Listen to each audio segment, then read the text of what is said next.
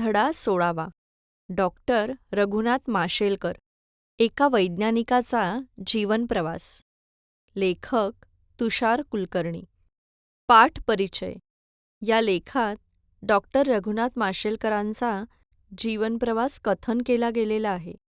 कुशल वैज्ञानिक होण्यासाठी त्यांनी केलेल्या प्रयत्नांची पराकाष्ठा येथे दिसून येतेच, शिवाय त्यांच्या आईने त्यांना शिकवण्यासाठी केलेले कष्टही दिसून येतात. तर मुलांनो, आता आपण या पाठाचे वाचन करूयात. 1 जानेवारी 1943 रोजी गोव्यातल्या माशेल या गावात रघुनाथ माशेलकरांचा जन्म झाला. त्यांना सर्वजण लाडाने रमेश म्हणत. माशेलकर 6 वर्षांचे असताना त्यांच्या वडिलांना देवाज्ञा झाली. रघुनाथ माशेलकर आपली आई अंजनीताई माशेलकर यांच्यासोबत मुंबईत आले. गिरगावमधल्या एका चाळीत ते राहू लागले. महापालिकेच्या शाळेत जाऊ लागले. 7वी पास झाल्यानंतर त्यांना युनियन हायस्कूलमध्ये प्रवेश घ्यायचा होता, पण त्यांच्याकडे प्रवेश फीसाठी पैसे नव्हते. प्रवेशासाठी लागणारी रक्कम 21 रुपये होती, पण ती गोळा करण्यासाठी त्यांना नाकी नऊ आले होते. शेवटी त्यांच्या आईनं एका मोलकरणीकडून 21 रुपये उसने घेतले आणि त्यांनी प्रवेश घेतला. फक्त गणित आणि विज्ञानच नाही, तर इतर विषयाच्या वाचनाचीही त्यांना प्रचंड आवड होती. पुस्तकं विकत घेण्यासाठी त्यांच्याकडे पैसे नसत, पण यामुळे त्यांचा निश्चय कमी झाला नाही.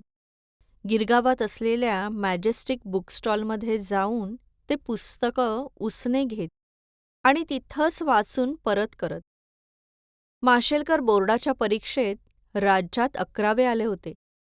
पण पुढील शिक्षण कसं घ्यायचं हा प्रश्न त्यांच्यासमोर उभा राहिला. शिक्षण सोडण्याचा देखील विचार त्यांच्या मनात येऊन गेला, पण त्यांच्या आईनं त्यांना धीर दिला. त्याचबरोबर सर दोरबजी टाटा ट्रस्टची स्कॉलरशिप त्यांना मिळाली आणि त्यांनी जय हिंद कॉलेजमध्ये पुढील शिक्षण घेतलं. त्यानंतर एका मित्राच्या सल्ल्यावरून मुंबईतल्या इन्स्टिट्यूट ऑफ केमिकल इंजिनिअरिंगला त्यांनी प्रवेश घेतला. केमिस्ट्रीमध्ये त्यांनी PhD देखील मिळवली. त्यांच्या या कार्याकडे पाहून त्यांना लंडनच्या सॅल्फोर्ड विद्यापीठाची शिष्यवृत्ती मिळाली.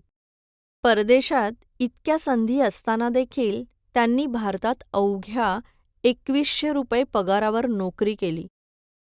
1989 मध्ये त्यांनी राष्ट्रीय रसायनशास्त्र प्रयोगशाळेच्या संचालक पदाची सूत्र हाती घेतली. 2014 साली पद्मविभूषण हा सन्मान देऊन भारत सरकारनं त्यांच्या कार्याचा गौरव केला.